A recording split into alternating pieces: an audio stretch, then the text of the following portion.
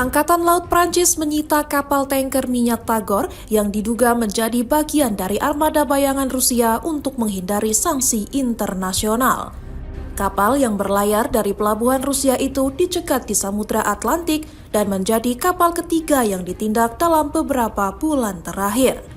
Presiden Prancis Emmanuel Macron mengatakan operasi dilakukan di perairan internasional dengan dukungan sejumlah negara mitra termasuk Inggris.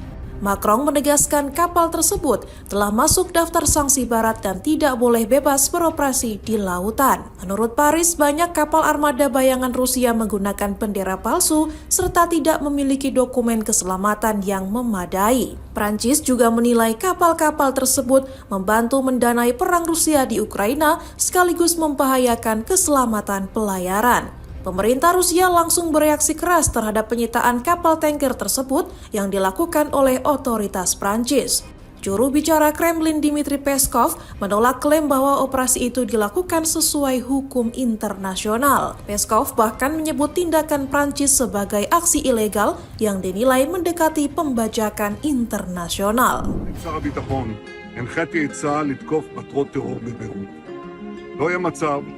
שחיזבאללה תוקף את ערינו ואת אזרחינו, ומפקדות הטרור שלו בביירות, בדאחיה, יישארו מחוץ לתחום. אנחנו ממשיכים להעמיק את הפעילות שלנו בשטח בדרום לבנון, לחסלים מעוזי חיזבאללה במנוסה. אנחנו נחושים להחזיר את הביטחון לתושבי הצפון, בדיוק כפי שעשינו לתושבי הדרום. Kelompok Hizbullah dilaporkan menerima proposal Amerika Serikat untuk menghentikan serangan terhadap Israel demi meredakan konflik di Lebanon.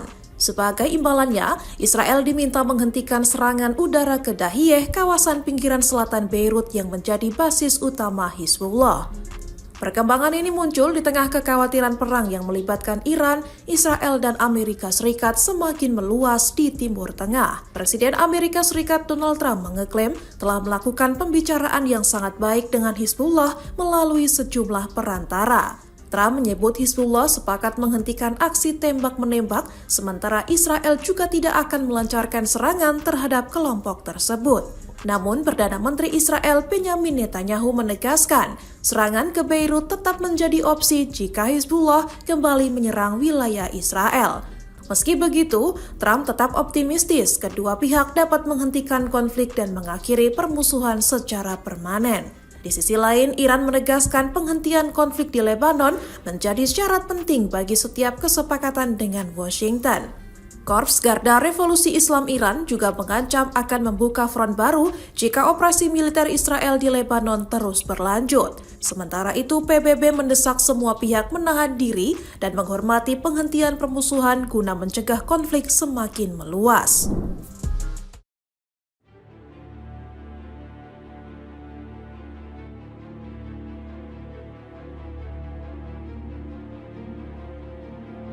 Ibu kota Ukraina, Kiev, kembali digempur rudal-rudal ganas Rusia pada Selasa 2 Juni 2026 dini hari waktu setempat. AFP melaporkan sejumlah ledakan menggelegar terdengar di Kiev akibat serangan rudal-rudal dari Rusia pada Selasa dini hari. Otoritas kota Kiev segera menyerukan seluruh warga bersembunyi di bunker dan tempat perlindungan yang aman. Wali kota Kiev, Vitali Klitschko, mengatakan ledakan terjadi di tengah kota dan menegaskan bahwa pasukan udara Ukraina sudah berupaya melawan serangan itu. Kepala Administrasi Militer Kota Kiev, Timur Tkachenko, mengatakan musuh menyerang dengan rudal-rudal balistik. Pemerintah Ukraina sebelumnya meminta bantuan pertahanan udara dari Amerika Serikat setelah serangan udara Moskow ke wilayah Ukraina meningkat tajam sejak akhir pekan lalu. Dilansir AFP, permohonan ini diajukan langsung oleh Presiden Ukraina Volodymyr Zelensky kepada Presiden Amerika Serikat Donald Trump. Zelensky memohon bantuan untuk menjatuhkan serangan rudal Rusia. Permohonan ini diajukan Kiev usai intensitas serangan udara Rusia meningkat hingga memecahkan rekor berdasarkan analisis yang dilakukan pasukan udara Ukraina. Serangan udara Rusia ke Ukraina meningkat hingga 24% dibanding bulan April. Pada bulan Mei, Kremlin melancarkan serangan 8.150 serangan drone jarak jauh. Pada bulan itu juga Ukraina mengklaim Rusia melancarkan serangan rudal mematikan kebangunan pemukiman di Kiev. Ukraina mengklaim serangan tersebut menewaskan 2 orang.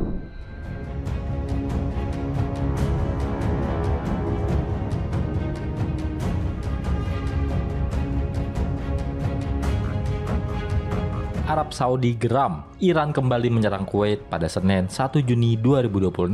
Kementerian Kerajaan Saudi menyampaikan kutukan keras atas serangan Iran ke wilayah Kuwait.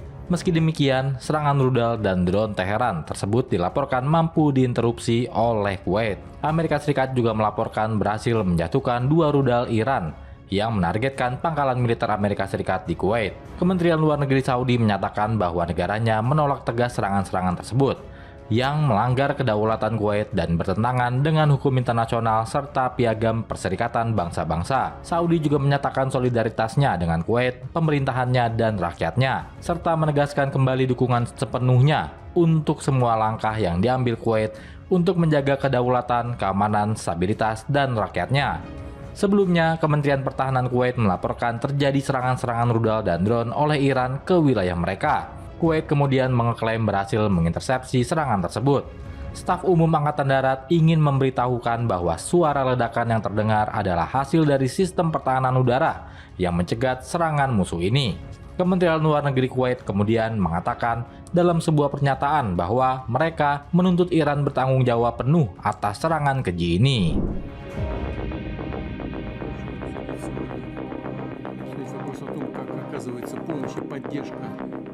Presiden Rusia Vladimir Putin punya jurus jitu untuk menghindari serangan yang dilakukan oleh Ukraina. Ia menjalankan strategi mematikan layanan internet, seluler, dan menindak aplikasi pesan instan asing untuk mencegah serangan drone Ukraina. Namun hal tersebut dikecualikan untuk akses ke layanan medis, informasi, dan pembayaran penting. Vladimir Putin telah memerintahkan Perdana Menteri dan Direktur Dinas Keamanan Federal atau FSB untuk memastikan akses ke layanan penting tersebut tetap menyala selama periode pembatasan layanan internet seluler.